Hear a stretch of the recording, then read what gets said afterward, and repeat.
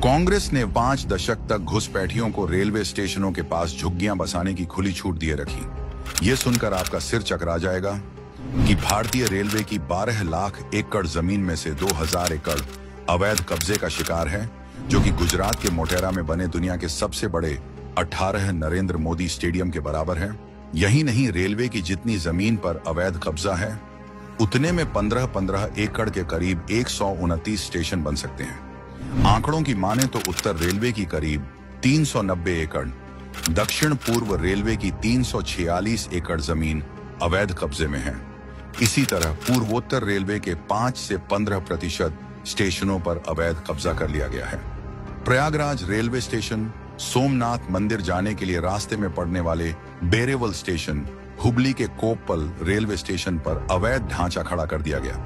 राष्ट्रवादी सरकार का राज्य हो या देवभूमि या चाहे हो इंडी शासित, भारत का कोई ऐसा रेलवे स्टेशन नहीं जिस पर अवैध कब्जा नहीं। राजस्थान के धौलपुर के बाड़ी रेलवे स्टेशन की 32 बीघा जमीन पर अवैध मकान और दुकानें बनी हुई हैं। उत्तर प्रदेश के लखनऊ में डालीगंज, गोमती नगर, मल्हौर और सीतापुर रूट भी अतिक्रमण के गिरफ्त में है। कट्टरपंथियों के निशाने पर देश की लाइफलाइन। तीसरी बार मोदी सरकार बनने के बाद जिस तरह ट्रेन डिरेल की साजिशें बढ़ी और उस पर जिस तरह विपक्ष ने एकजुटता दिखाने के बजाय राजनीतिक रोटियां सेंकी, ऐसा नहीं लगता कि कांग्रेस समेत उसकी इंडी को मालूम है कि ये साजिश करने वाले उनके वोट बैंक के लोग हैं। कभी रेलवे ट्रैक पर गैस सिलेंडर, साइकिल, लोहे की छड़ें मिलना, कौन कर रहा है ये सब?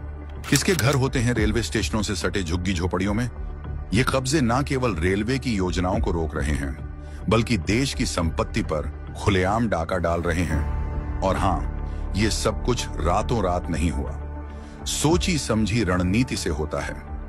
पहले झुग्गियां बसाई जाती हैं, दुकानें खुलती हैं, स्टेशनों पर चादर रखकर धर्मस्थल स्थापित किए जाते हैं, और जब इन पर सरकार कार्रवाई करती है तो विरोध प्रदर्शन के नाम पर महीनों दिन धरना दंगे को अंजाम दिया जाता है। और इसमें साथ देती हैं कांग्रेस जैसी तुष्टीकरण एक्सपर्ट पार्टियां।